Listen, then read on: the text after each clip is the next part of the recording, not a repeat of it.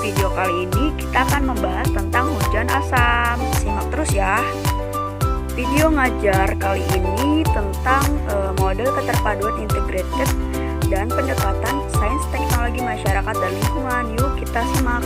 Assalamualaikum semuanya. Waalaikumsalam. Selamat pagi anak-anak. Pagi, Bu. Gimana, apa kabar hari ini? Baik. Sehat ya semuanya. Baik, alhamdulillah ya, hari ini kita dipertemukan lagi nih gitu. Kita mulai ya pembelajaran kali ini. Silahkan sebelum dimulai, alangkah baiknya kita berdoa. Silahkan Cahaya dipimpin doanya. Sebelum belajar, mari kita berdoa dimulai. Berdoa selesai. Amin ya alhamdulillah. Baik, minggu lalu kita telah belajar tentang perkembangan dan pertumbuhan tentang tumbuhan ya. Nah, hari ini kita akan belajar apa? Ada yang tahu? Hujan asam. Iya, betul banget Cahaya.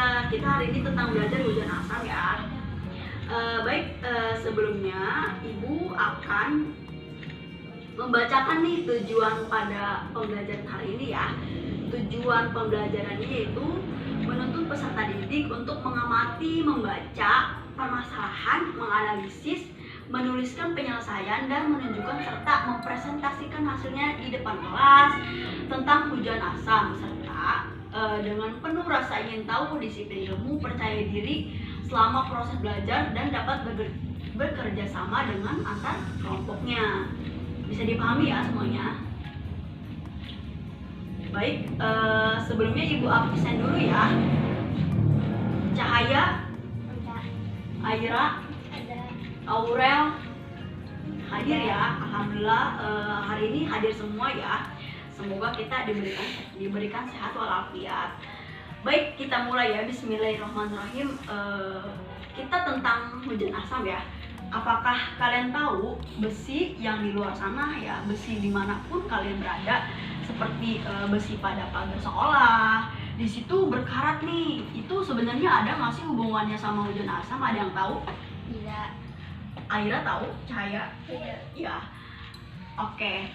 Itu ada hubungannya dengan hujan asam karena kita bahas ya materi kali ini tentang hujan asam. Baik. Konsepan dari hujan asam itu, hujan asam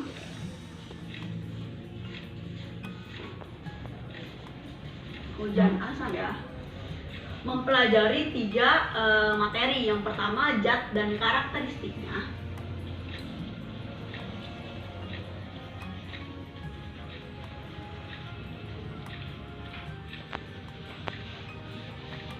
Yang kedua tentang ekosistem.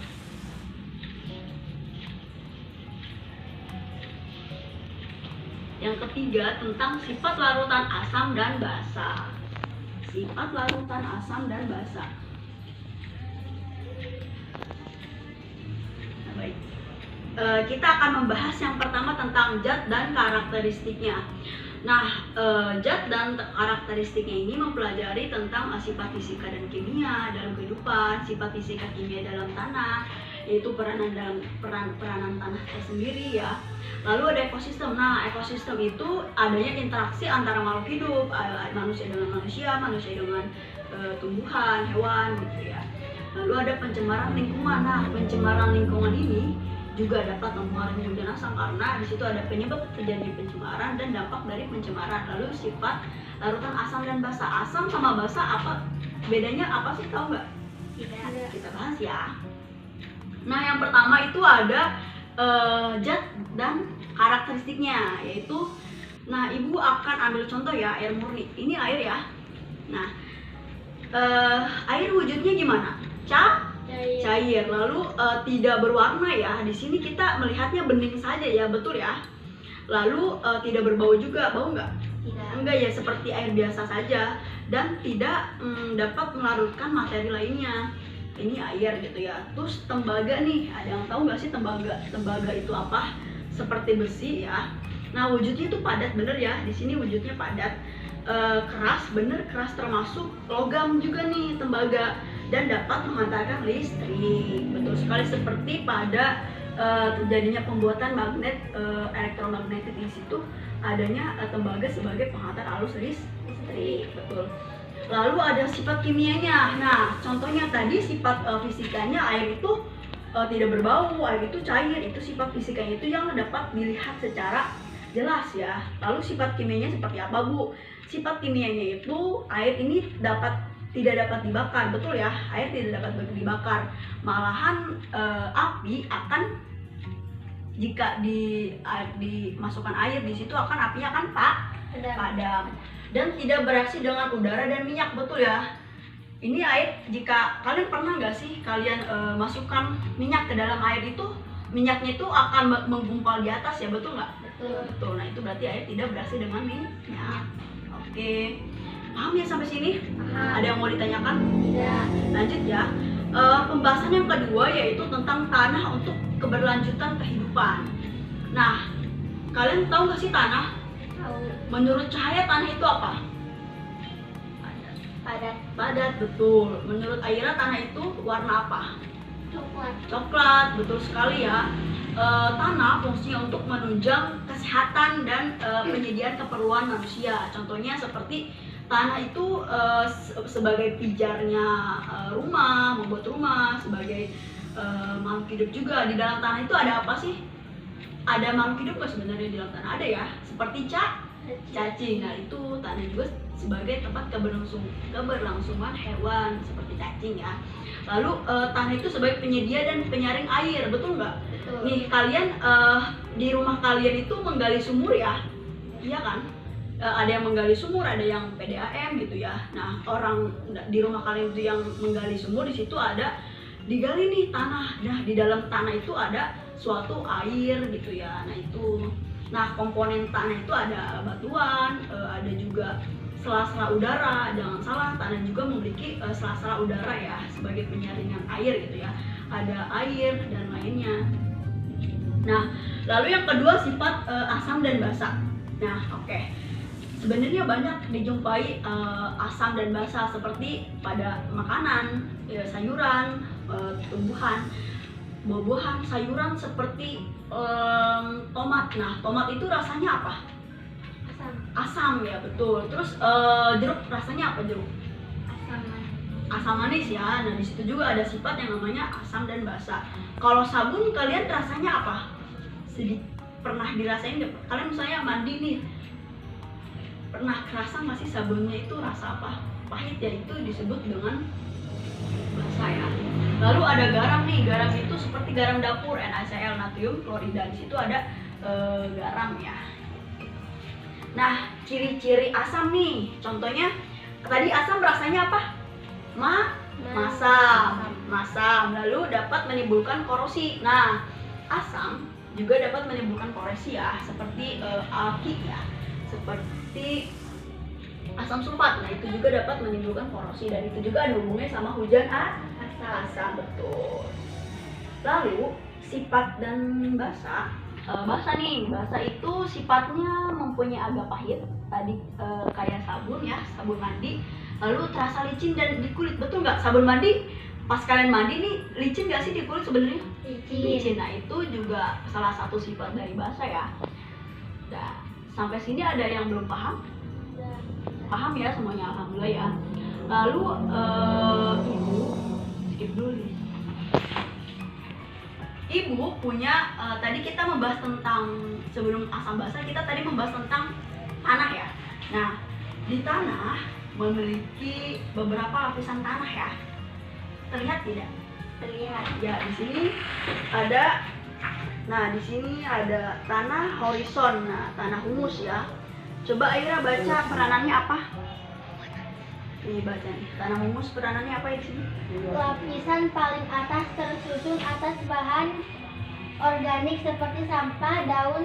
Lapisan ini berwarna gelap. Nah iya, tanah humus itu tanah yang paling dasar ya, yang paling dasar di tumbuhan gitu. Di sini tanah humus. Lalu yang kedua ada tanah topsoil. Coba Cahaya baca tanah topsoil itu apa di sini peranannya? Organik seperti sampah, daun. Lapisan ini berwarna gelap. Nah iya betul sekali ya. Lalu ada eluviation layer atau lapisan elevator ya gitu ya. Di sini ada lapisan yang mengandung pasir dan lumpur. Nah di sini mengandung pasir dan lumpur ya biasanya. Lalu ada subsoil. Nah, subsoil ini lapisan yang mengandung tanah liat. Nah, di sini subsoil ya. Kalian pernah nggak sih melihat candi dari tanah liat? Nah, di sini ada ngambilnya dari lapisan ini subsoil, itu mengandung tanah liat. Lalu ada lapisan regolith. Nah, ini maksudnya lapisan tersusun atas batuan yang lapuk. Tanaman tidak bisa menembus lapisan ini. Nah, nih di sini akar-akar tuh tidak menuju ke lapisan ini karena di sini tidak ditemukannya akar tumbuhan. Lalu di sini lapisan yang paling akhir yaitu namanya bedrock atau lapisan berupa batuan dasar. Nah, di sini biasanya di sini kita menemukan batu-batu besar ya. Jadi di sini juga lapisan yang kadang sulit untuk menembus gitu ya. Nah, tadi Bu di rumah saya ketika menggali tanah itu ada airnya nih Bu. Itu sebenarnya termasuk ke dalam lapisan apa sih Bu? Nih, lapisan ini lapisan regolith ya, itu terdapatnya tidak menembus tanaman tapi terdapatnya kandungan air ya di dalam tanah. Sampai sini paham tidak? Paham. Ya. Jelas ya? Boleh ditulis ya? Jelas ya sampai sini. Oke. Paham ya? Ya. Ada yang mau ditanyakan? Tidak. Lanjut kita ke interaksi antar makhluk hidup atau ekosistem. Nah, ekosistem itu adalah sekumpulan makhluk hidup yang ada di dalam suatu ekosistem. Nah, fotosintesis, kalian tahu gak sih fotosintesis itu apa? Ada yang tahu? Nah, fotosintesis itu adalah terjadinya proses fotosintesis ini tersebut dihasilkan juga oksigen yang dilepaskan di udara digunakan untuk semua makhluk hidup seperti tumbuhan. Tumbuhan itu berlangsungnya dengan cara fotosintesis. Jadi ada matahari ini menyinari tumbuhan, di situ adanya serapan oksigen, karbon dioksida dalam intensitas cahaya matahari. Disitulah yang dinamakan fotosintesis. Sampai sini paham ya? Paham. Ya. Lalu, nah di dalam interaksi nih biotik dan abiotik di dalam tumbuhan manusia gitu ya, di situ ada yang namanya menimbulkan pencemaran lingkungan. Pencemaran lingkungan itu seperti air, kita bahas pencemaran air ya. Faktor penyebab pencemaran air yaitu limbah industri. Tahu nggak sih limbah industri itu apa? Nih seperti ini ya. Ini limbah industri nih. Lalu ada limbah pertanian. Nah, ini misalnya pertanian ya di sini ya. Ada peternakan juga. Lalu contoh faktornya lagi ada gangguan kesehatan. Nah, dampak dari pencemaran air itu tahu nggak sih apa? Tidak ya. Nah, dampaknya itu salah satunya itu menurunkan kualitas lingkungan nih. Air misalnya air sungai nih yang sudah tercemar gitu ya. Itu warna dari karakteristik air sendiri bagaimana? Berbau nggak? Berbau ya. Berbau dan tercemar gitu, tidak bisa digunakan sama sekali. Itu akibat dari pencemaran lingkungan pada air ya. Nah, dampak dari pencemaran lingkungan pada air juga bisa menimbulkan penyakit nih bagi manusia. Jika kita mengkonsumsi air yang udah tercemar, itu bisa menyebabkan penyakit seperti gatal-gatal dan lain hal ya. Lalu pencemaran lingkungan di tanah nih. Contohnya limbah domestik. Tahu nggak sih limbah domestik itu apa? Tidak ya. Nah, limbah domestik itu seperti kotoran pada manusia, hewan, itu seperti fases ya. Tahu nggak fases itu apa? Jadi kotoran dari manusia ya. Nah, itu juga salah satu limbah domestik. Nah, itu jika kotoran manusia kita dibuang ke tanah gitu ya, spit atau apa, di situ menyebabkan tanah itu tercemar gitu ya. Lalu ada limbah industri. Limbah industri pasti kalian jika pernah ke industri gitu, perusahaan gitu ya, di situ ada yang namanya pembuangan limbah. Nah, di situ juga jika masuk nih ke dalam tanah, di situ akan menimbulkan efek pencemaran pada tanah gitu. Lalu ada limbah pertanian seperti pupuk sianida gitu ya. Di situ juga apabila menembus tanah, di situ akan terjadinya makhluk hidup yang dalam tanah itu menyebabkan kematian. Di situ juga tanah tercemar. Paham ya sampai sini? Paham. Oke. Dampak dari pencemaran tanah itu apa sih, Bu? Nah, yang pertama timbal sangat. Nah, di dalam, tahu nggak sih timbal itu salah satu unsur ya dari di dalam tanah. Nah, di luar dari tanah itu sangat berbahaya pada anak-anak karena dapat menyebabkan kerusakan otak, itu bahaya banget timbal, serta kerusakan ginjal pada seluruh populasi. Lalu ada perubahan kimiawi tanah yang radikal dapat timbul dari adanya bahan kimia beracun dan berbahaya, bahkan pada dosis yang tinggi dapat menyebabkan perubahan metabolisme dari mikroorganisme. Sampai sini paham? Oke, lanjut ya. Ada pencemaran udara. Tahu gak sih udara? Tahu ya, udara di sekitar kita. Nah, faktor dari penyebab pencemaran udara itu adalah aktivitas alam seperti gunung meletus. Efeknya itu menimbulkan asap yang sangat tinggi gitu ya. Nah, itu akan menimbulkan asap-asap yang tidak baik bagi udara. Di situ ada faktor penyebab aktivitas alam. Lalu ada aktivitas manusia seperti industri nih. Nah, coba deh kita lihat di sini ya. Di sini ada pabrik industri. Nah, di sini ada asap nih dikeluarkan dari corong pabrik industri. Coba kita aplikasikan ya ke dalam udara. Nah, menimbulkan pencemaran udara apa tidak? Kalau misalnya ini asap dari industri tercemar di udara, menimbulkan pencemaran udara nggak? Menimbulkan banget ya, karena di sini kita menghirup udara udara ya 100% gitu ya. Nah, efek dari tercemar nih gitu. Nah, udara kita kan pengap, betul tidak? Seperti contohnya asap rokok masuk ke dalam hidung nih ya, itu agak sedikit sesak apa tidak di dalam tubuh kita? Sesak. Nah, itu contoh hal kecil ya, apalagi ini industri yang banyak industri, misalnya satu industri di Indonesia itu kurang lebih industri yang terkenal ya, jadi banyak industri di Indonesia. Seperti itu ya. Terus dampak pencemaran udaranya seperti apa, Bu? Nah, salah satunya kesehatan. Udara yang kotor membawa senyawa-senyawa yang tidak baik bagi kesehatan. ISPA tahu nggak? Tidak. ISPA itu adalah infeksi saluran pernapasan. Nah, dapat menyebabkan infeksi saluran pernapasan. Lalu bagi tumbuhan itu apa, Bu? Abu vulkanik dari letusan Gunung Merapi dapat menyebabkan ya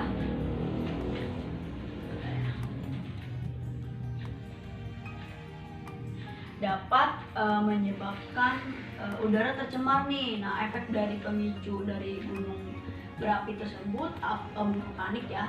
Nah, memicu terpicunya hujan asam tadi. Nah, jelas ya, ada hubungannya nggak sih, Bu? Sebenarnya ada banget hubungannya ya, karena di situ adanya aktivitas yang menyebabkan pencemaran udara. Nah, efek dari pencemaran udara itu juga apa, Bu? Rusaknya lapisan ozon. Tahu nggak sih lapisan ozon itu apa? Lapisan ozon itu yang ada di luar atmosfer. Nah, CVC itu adalah merupakan senyawa yang sering digunakan dalam produk-produk yang pendingin seperti AC, freezer gitu ya, dan aerosol. Sampai sini paham? Paham. Lanjut ya. Nah, di sini Ibu ada bagaimana sih, Bu, proses terjadinya hujan asam. Nah, di sini jelas tidak? Jelas ya. Proses terjadinya hujan asam kita simak baik-baik ya. Di sini yang pertama ada sumber polusi dari manusia. Nah, di sini ada pabrik. Kalian bisa terlihat tidak? Bisa. Nah, pabrik ini menimbulkan SO2. SO2 itu adalah asam sulfat. Lalu NO itu adalah senyawa nitrogen ya, yang sumbernya dari pabrik ya. Lalu asap dari pabrik tersebut ke atas nih gitu ya, sama seperti ini ya, ke atas ya asap ya, betul tidak? Nah, asap dari sini ke atas nih, bergerak ke atas, bergerak polusi terus ya. Nah, lalu ada sumber polusi alami seperti tadi yang Ibu jelaskan, gunung meletus gitu ya, gunung Merapi meletus nih, wah menyebabkan nitrogen naik gitu ya. Terus asap-asap pada gunung Merapi juga naik nih ke atmosfer. Nah, menyebabkan gas polusi di atmosfer. Nah, ringan. Nah, ini kurang nih di sini sebelum terjadinya hujan, asap-asap tadi yang ke atmosfer turun lagi tuh ke bumi. Nah, menyebabkan deposit ringan. Lalu dari sini ketika terjadinya hujan biasa nih, tapi di sini efek dari pabrik sama gunung berapi yang tadi udaranya meletus gitu ya. Nah, di sini ada polusi di dalam awan dan hujan. Nah, masuk nih turun ke sini ya. Polusi tadi betul tidak? Di sini ada hujan, ada awan yang akan mengiringi hujan gitu, terjadinya hujan gitu biasa. Nah, terjadinya hujan asam karena gabungan dari polusi udara yang menyebabkan aktivitas manusia dan alam. Nah, terjadinya hujan asam. Lalu di sini ada polusi partikuler di atmosfer. Terjadinya hujan asam di bumi. Sampai sini paham? Paham. Kalau udah belum. Baik, selanjutnya Ibu punya video proses terjadinya hujan asam. Tadi di sini sudah jelas ya. Tapi di sini kita punya video nih. Kita simak baik-baik. Nah, di sini ada video terjadinya hujan asam.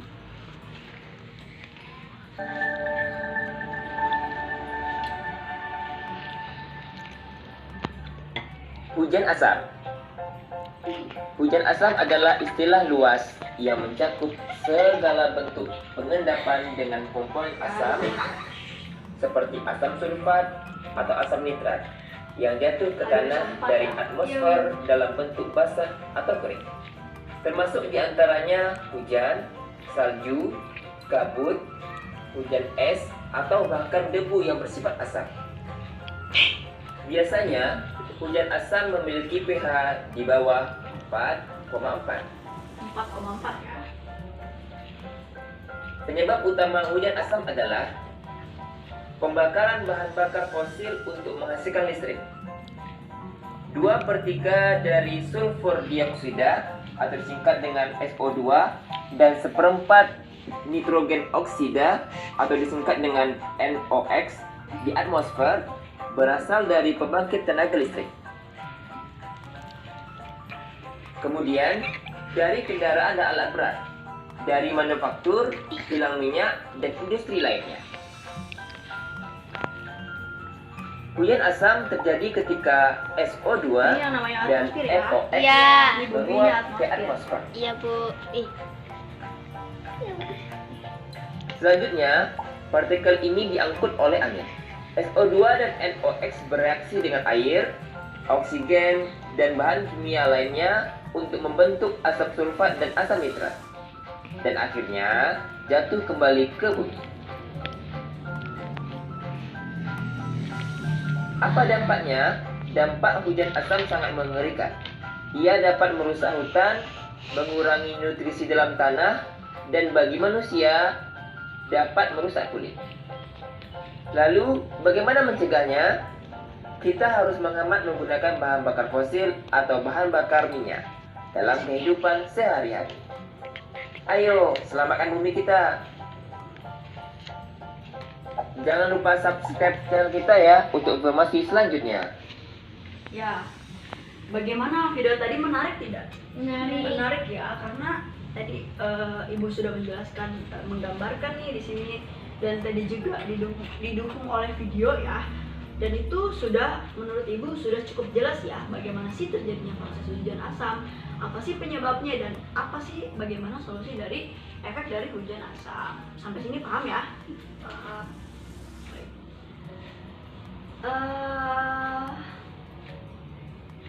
Nah, tadi sudah menjelaskan ya, ada di dalam hujan asam itu terdapat unsur yang namanya unsur asam sulfat atau H2SO4. Pintar, baik, tepat sekali ya jawabannya. Nah, silakan bentuk kelompok ya, 3 atau sampai 4 orang dalam satu kelompok. Jika sudah, Ibu di sini ada lembar kerja siswa ya. Yang pertama itu carilah materi mengenai kelompok pertama itu ada kelompok cahaya ya. Carilah materi mengenai aktivitas yang dapat menyebabkan terjadinya hujan asam ya. Cukup jelas cahaya. Ya. Lalu soal yang kedua, kalian silakan eksplorasi di sekitar sekolah ya, seperti ambil salah satu contoh efek dari hujan asam dan kaitkan dengan STML-nya. Tahu nggak STML itu apa? STML itu adalah sains, teknologi, masyarakat, dan lingkungan. Itu soal nomor 2. Silakan kelompok cahaya diambil lembar soalnya ya. Lalu kelompok Aira sama ya, nomor 1, kajilah hujan asam menggunakan indikator pH universal. Betul? Paham nggak pH universal itu apa? Paham ya? Lalu yang kedua juga sama, eksplorasi nih di sekitar sekolah, ambil salah satu contoh dan kaitannya sama STML-nya. Silahkan.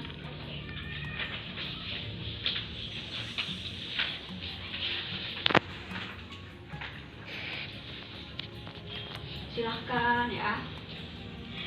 Sampai sini ada yang belum paham? Paham ya semuanya? Silahkan.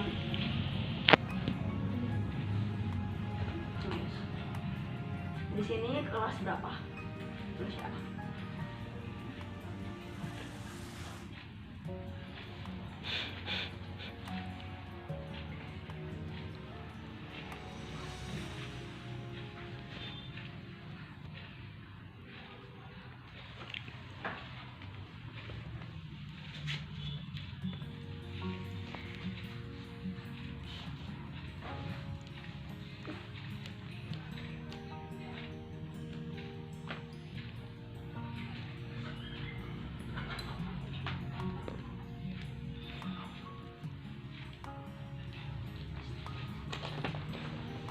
Baik semuanya, anak-anak sudah selesai ya waktunya. Silakan yang masih di luar masuk ya ke dalam.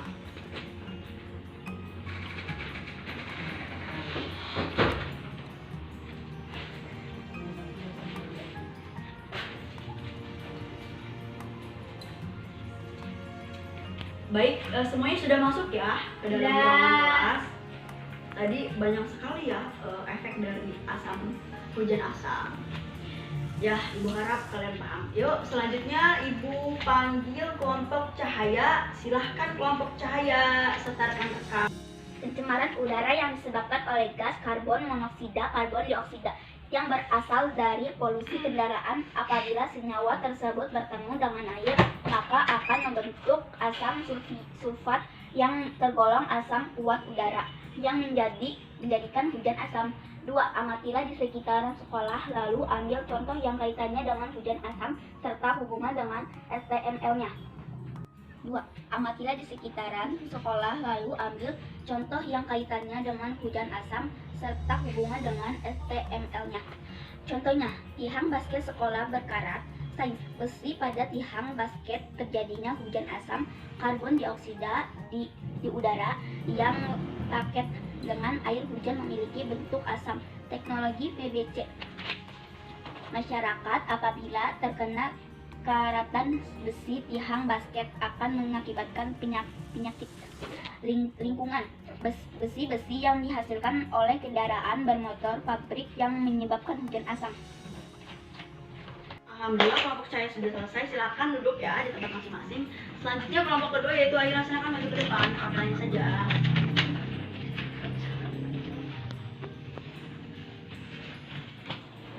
1. Kajilah hujan asam dengan menggunakan indikator pH universal. Mendapatkan hujan asam melalui pH air asam. pH ini adalah satuan ukuran untuk konsentrasi ion hidrogen dalam suatu larutan. Ciri-ciri hujan asam yaitu memiliki kadar pH di bawah normal yaitu 5,5. Inikah yang menjadikan hujan asam? 2. Amati di sekitaran sekolah lalu ambil contoh yang berkaitnya dengan asam serta hubungan dengan STML.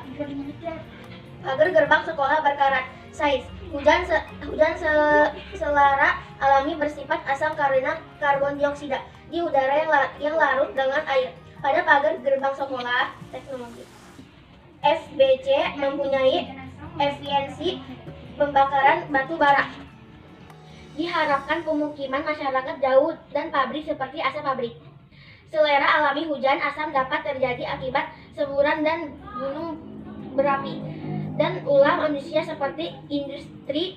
Hal itu akan menyebabkan hujan asam. Terima kasih kepada kelompok Aira ya. Silakan Aira duduk di depan, duduk di tempat duduknya masing-masing. Alhamdulillah ya, kita tadi sudah berdiskusi nih bagaimana sih terjadi hujan asam dan efek nih dari hujan asam di sekitar lingkungan sekolah dan hubungannya dengan STML. Sudah pahami sampai sini ya? Sudah. Selanjutnya, nah ibu punya oleh-oleh nih sama kalian. Punya oleh-oleh kerjaan soal. Nah, ya. Silakan duduk masing-masing. Tadi duduknya berkelompok ya. Silakan duduk masing-masing. Aira, Cahaya, Aurel, semuanya duduk masing-masing. Ibu bagikan ya soalnya ya. Ini dikerjakan individu ya, nggak kelompok. Silahkan ya. Kerjakan tadi kelompok. Tugas kelompok tadi kumpulkan. Aira kumpulkan. Silakan. Ibu beri waktu 10 menit ya. Silakan kerjakan soalnya. Isi nama benar.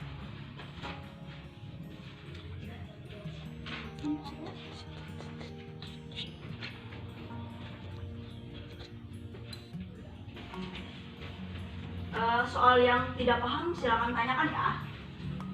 Ini individu ya, ini ya.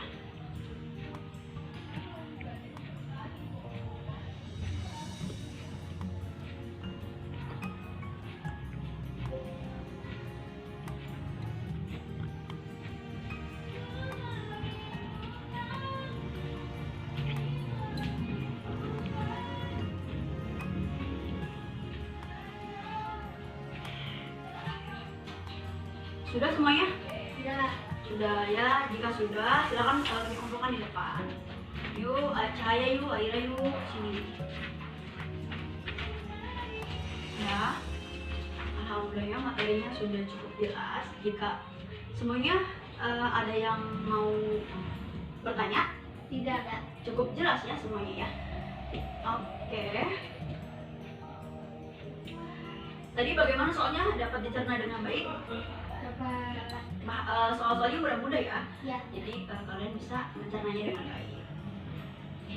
Baik, alhamdulillah ya, sebelum mengakhiri pembelajaran kali ini, Ibu ada sedikit oleh-oleh lagi nih buat kalian ya. Ini oleh-olehnya individu, ini per kelompok ya oleh-olehnya. Jadi Ibu mempunyai lembar ini ya, lembar RKPD ya. Ini kerjakan masing-masing, kerjakan per kelompok di rumahnya masing-masing. Ibu bagikan ya. Ini per kelompok tadi ya, kerjakan di rumah masing-masing ya RKPD-nya ya. Tentang eksperimen, yuk silakan. Ya. Coba dilihat dulu RKPD-nya, barangkali ada yang kurang paham silahkan ditanyakan ke Ibu. Sudah dibaca semuanya? Sudah paham ya sampai sini ya? Baik.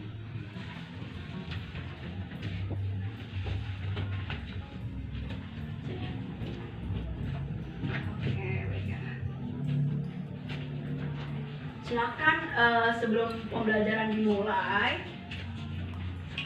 Ibu punya sedikit oleh-oleh lagi nih. Ini hadiah ya buat kalian yang tadi nih tampil ke depan dan berani nih untuk dalam kerja kelompoknya ya. Silakan Aira, saya maju ke depan. Ibu ada sedikit oleh-oleh nih buat kalian. Ini adalah bentuk apresiasi Ibu ya buat kalian ya. Cahaya, Aira. Ini buat Aira, ini buat Cahaya. Terima kasih Bu. Ya silakan, semoga belajarnya makin tingkatin lagi ya. Silakan duduk. Dibukanya di rumah ya, jangan di sini ya. Bahaya kalau di sini. Yuk silakan sebelum pembelajaran berakhir, silakan satu orang menyimpulkan pembelajaran kali ini. Yuk silakan Aira menyimpulkan. Hujan asam. Hujan asam memiliki beberapa dampak negatif. Salah satunya berdampak pada tumbuhan. Tumbuhan yang terkena hujan asam umumnya tidak dapat bertahan hidup lama. Hal ini dikarenakan hujan asam yang larut bersama nutrisi di dalam tanah akan menyapu kandungan nutrisi tersebut. Pohon-pohon dapat menggunakannya untuk tumbuh. Rabbil alamin, pembelajaran kali ini telah berakhir. Tadi PR tadi silakan kalian jawab gitu ya, silakan kalian kerjakan. Hadiah tadi silakan kalian nikmati gitu ya. Yang belum mendapatkan hadiah, insya Allah minggu depan kalian mendapatkan hadiah asalkan kalian aktif dan berani maju ke depan. Silakan, alhamdulillah ya, silakan saya dipimpin doa mau pulang. Sebelum pulang, mari kita berdoa dimulai. Bapak selesai. Memberi salam. Assalamualaikum warahmatullahi wabarakatuh. Waalaikumsalam warahmatullahi wabarakatuh. Alhamdulillah pembelajaran kali ini kita selesai. Sebelum pulang kita tepuk tangan semuanya. Ya, di sini ada gambar proses terjadinya hujan asam dan lapisan tanah sebagai pendukung pembelajaran kali ini. Alhamdulillah.